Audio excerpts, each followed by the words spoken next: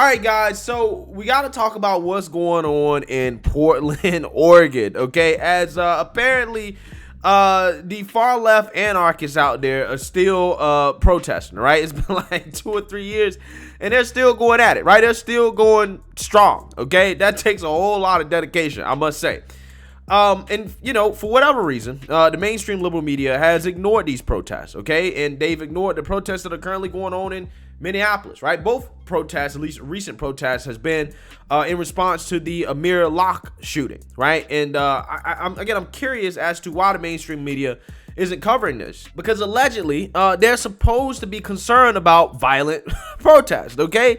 And these protests, I've seen more violence from those protests than I've seen from what is going on north of the border in Canada when it comes to the Freedom Trucker protests. But for whatever reason, the mainstream liberal media is so focused on the violence going on there, even though that has been really an overall peaceful protest, and they've ignored what's going on over here in America, okay? And like I told you guys a few seconds ago, the most recent protests in Oregon are coming in response to the Amir Locke police shooting that happened in Minneapolis, okay? Now, this protest that happened a couple days ago got deadly, right? In fact, it actually turned into a mass shooting, and honestly, nobody really should be surprised considering the violence that has been associated with these protests that have been happening in Oregon, okay? And I want to talk about this as a press conference that happened in response to this shooting went off the rails, okay? It really did. But before we get in that, I just want to let you guys know, if you like my channel, you like my commentary, and you want to support the channel, the way to do so is using the links in the description below. You can support the Patreon, you can support the PayPal, you can support the merch. There are multiple ways to support the channel if you would like to do so. So with that being said, let's go ahead and get into this news clip that's going to explain to us how this protest in Oregon turned into a mass shooting, and then we're going to go over the meltdown at the press conference afterwards. Take a look. Around 8 Saturday night, this Northeast Portland neighborhood turned into a crime scene. I heard it sounded about to be 8 to 10 consecutive gunshots. Chelsea Blando was in her apartment near Normandale Park and rushed out. Along with pretty much everybody in my complex, it looked like the entire police force of Portland came out. Very chaotic scene. Portland police said 1 woman died and 5 others hit by gunfire went to the hospital. Flyers on social media showed a group of demonstrators planned to gather at the park to protest the police shooting of a black man in Minneapolis earlier this month.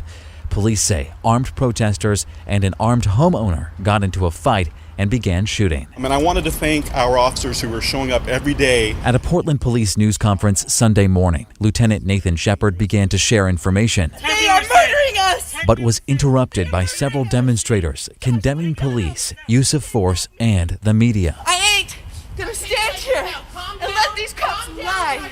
Lieutenant Shepard cut the news conference short and resumed it later over Zoom. We are at the very beginning stages of the investigation. Although 2 people were reportedly taken into custody from the park Saturday night, on Sunday, police would not say if anyone was arrested. We never release victim information. It would be irresponsible of me to comment on arrests that were made. The deadly incident reached national outlets like the New York Times, but it is still not clear if the person or people who fired shots are in custody now, nor if there's ongoing threat to the community. There are a lot of guns in our city. Can I definitively say there is no danger? No. In daylight, neighbors reflected on the shooting's impact. You know, it's definitely different when it happens close to home. It doesn't really surprise me because there are shootings everywhere around here. PPB says so far in 2022, Portland has experienced 203 shooting incidents. 50 people have been hurt, and 14 of the city's 15 homicides have been from shootings. Just as shocked and as saddened by what's going on.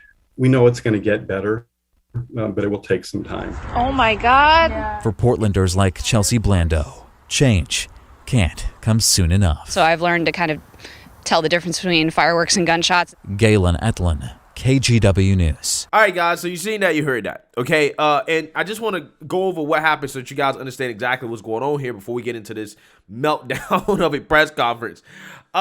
some demonstrators, I don't know if they're Antifa or BLM, okay?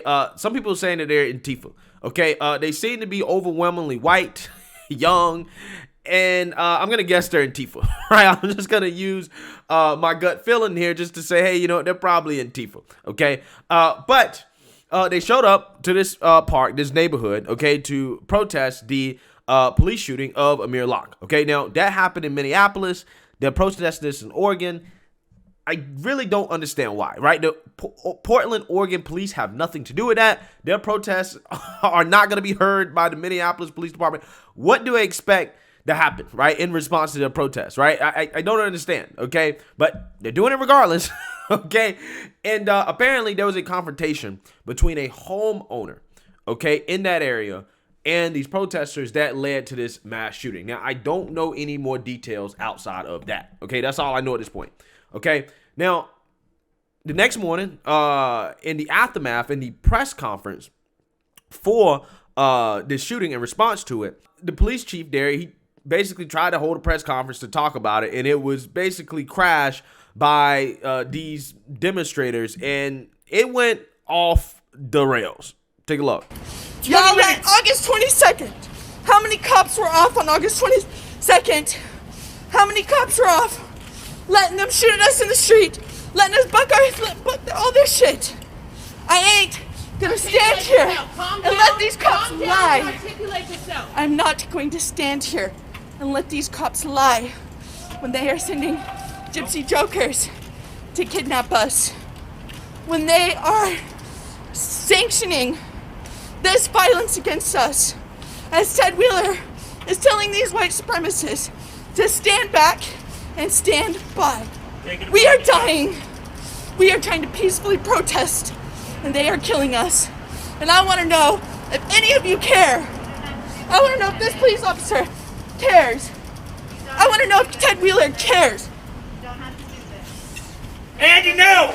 We are not going to let them capture the narrative and lie.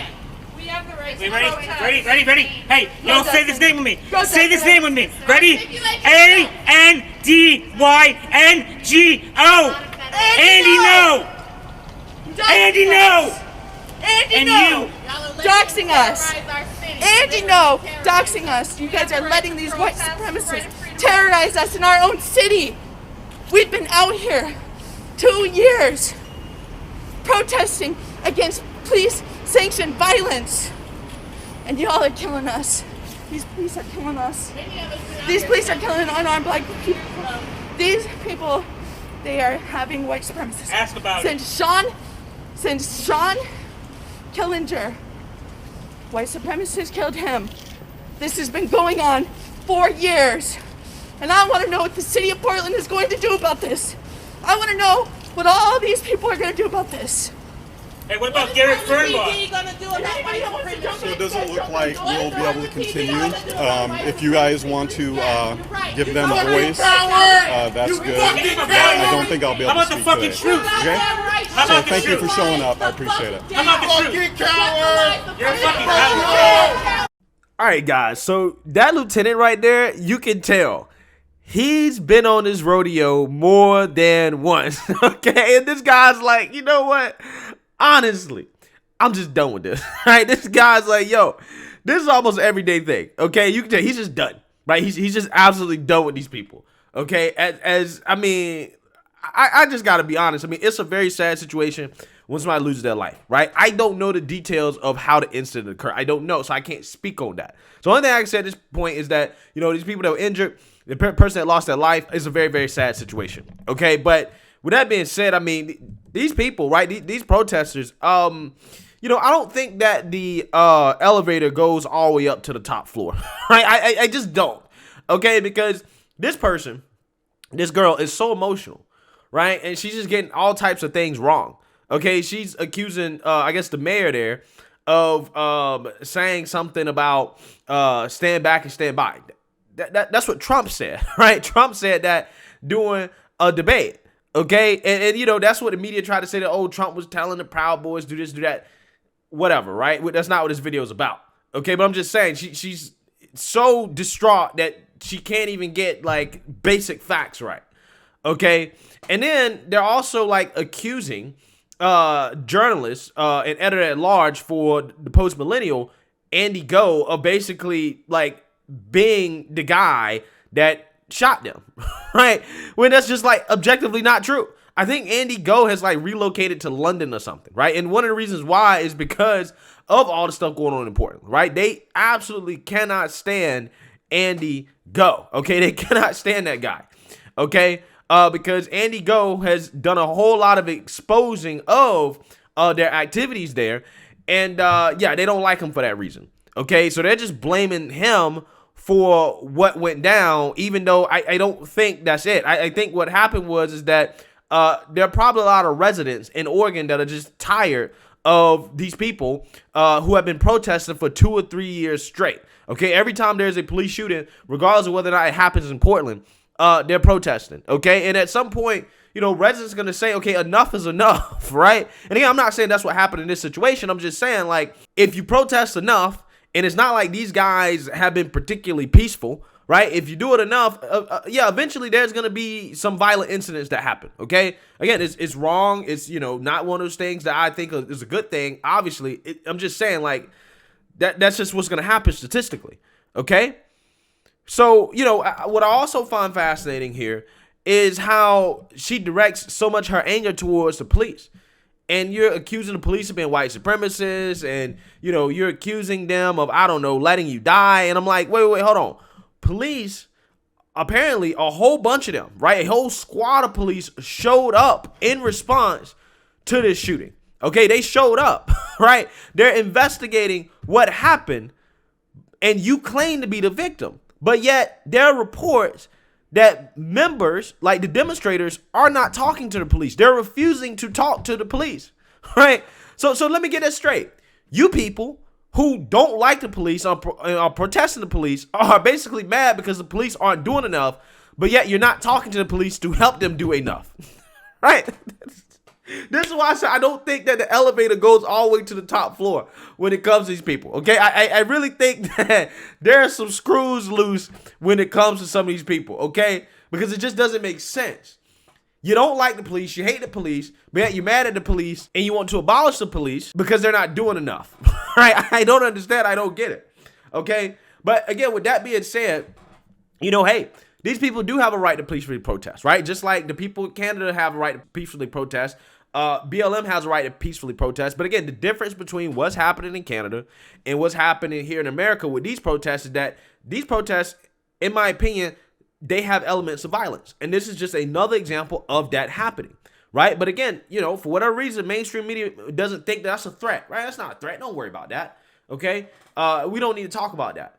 But we need to focus on, you know, trying to smear what's going on in Canada and those people, right? Again, I find it fascinating, the difference in the coverage and how these things are portrayed. When you have real people that are actually losing their lives here because of the violence that is coming from these people who are perpetually protesting about police brutality, right? For whatever reason, nobody cares, right? Nobody cares at all, okay? But hey, it is what it is. Let me know what you guys think. Make sure you like, comment, and subscribe. Most importantly, share a Black conservative perspective. Peace.